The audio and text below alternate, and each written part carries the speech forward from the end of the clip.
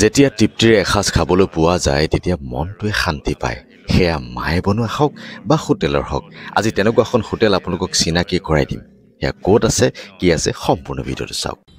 ইমান জাম এয়া কিন্তু গুৱাহাটীত নহয় এয়া হ'ল ডিব্ৰুগড় আজিকালি ডিব্ৰুগড়তো বহুত জাম হৈ যায় গতিকে ইমান ভোকো লাগিছে উপায় নাই ক'ত ভাত খাবলৈ পাওঁ মানে ভাল হোটেল এখন পাওঁ সেয়া বিচাৰি আছোঁ আহিছিলোঁ ডিব্ৰুগড়ত এটা কামত মই গৌতম আৰু টিজি গতিকে বহুত ভোকত আছোঁ চাওঁ ক'ত কেনেকৈ পাওঁ গৌতমে ক'লে বোলে 100 টকাতে মাংস ভাতে উদৰ পৰাই খাব পাৰি সুন্দৰ এখন হোটেল আছে গতিকে তালৈকে আমি ঢাপলি মিলি আছোঁ আহক এইখনেই হ'ল আপোনালোকৰ মৰমৰ সকলোৱে চিনি পায় ডিব্ৰুগড়বাসীয়ে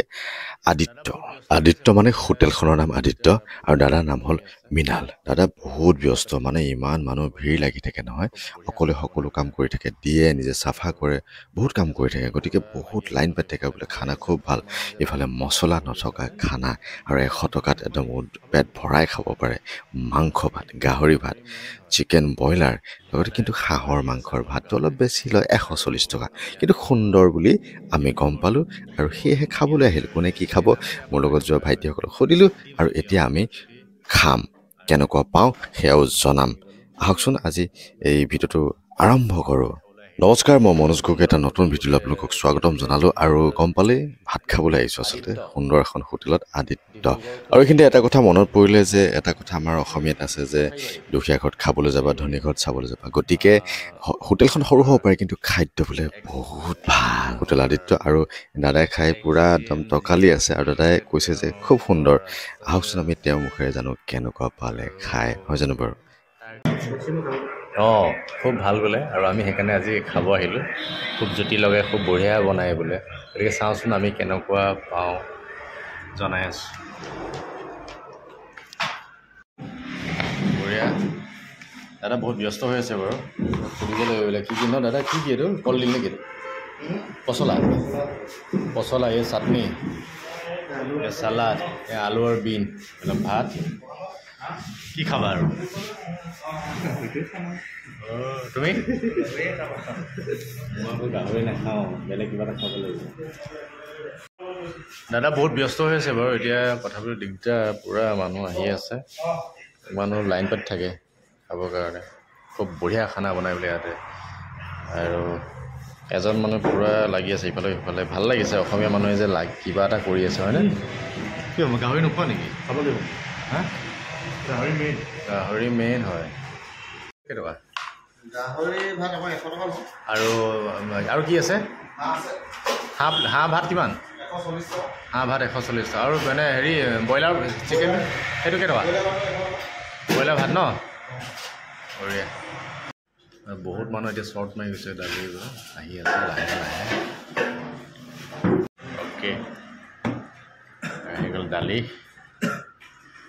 এয়া আহি গ'ল গাহৰি এই বঢ়িয়া লাগিছে ন দেখাত খোৱা ধৰি থাকিবা ভোট জলকীয়া দিছে দাদাই বঢ়িয়া ভোট জলকীয়া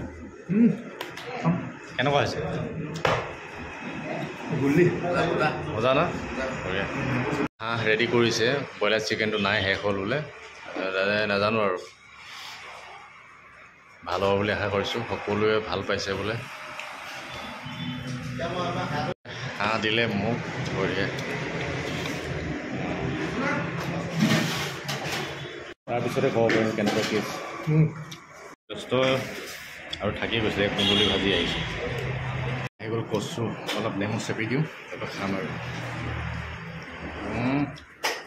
সকলোৱে জানে ছবিয়ে যেনেকৈ কথা কয় ভিডিঅ' তেনেকৈ কথা কয় মানুহজন সঁচাকৈ বহুত ব্যস্ত হৈ আছে আৰু বহুত বেছি মানুহ লাইন পাতি থাকে আৰু এতিয়া লাষ্ট পৰ্যায় আমি শেষ অৱস্থাত খাবলৈ আহিছোঁ তথাপিও ভিৰ হৈ আছে আৰু আমাৰ তিনিজনৰ পইচাটো এতিয়া দিবলৈ আৰম্ভ কৰিছোঁ মানে দিছোঁ আৰু তেখেতক আৰু গম পালে আপোনালোকে 100 টকাত গাহৰি ভাত 100 টকাত ব্ৰইলাৰ ভাত আৰু 140 টকাত হাঁহৰ ভাত যেতিয়া আপুনি ডিব্ৰুগড় আহিব তেতিয়া আপুনিও খাব পাৰিব এই হোটেলত সৰু হ'ব পাৰে কিন্তু খাদ্য বিৰাটেই ভাল গতিকে ঠিকনাটো এবাৰ জানি লওঁ আহক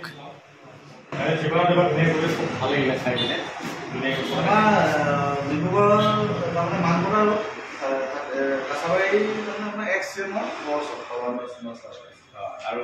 হোটেলখন বুলি কয় হোটেলখন নাম হ'ল আদিত্য আৰু আপোনাৰ নাম হ'ল মৃণাল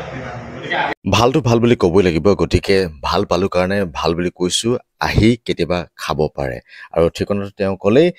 ডিব্ৰুগড় মানকটা ৰোড কাছাবাৰী XCM অৰ্থাৎ সৰ্বানন্দ সোণোৱাল ছাৰৰ ঘৰৰ ওচৰতে লক্ষীনগৰ বুলি কয় আহিলে এই আদিত্য হোটেলত নোখোৱাকৈ নাথাকিব মই ভাবোঁ বিৰাটেই ভাল লাগিব এনেকৈ অসমীয়া মানুহবিলাক আগবাঢ়ি যাব লাগে কিবা কিবি কাম কৰিব লাগে নিজেও চলক আনকো চলাওক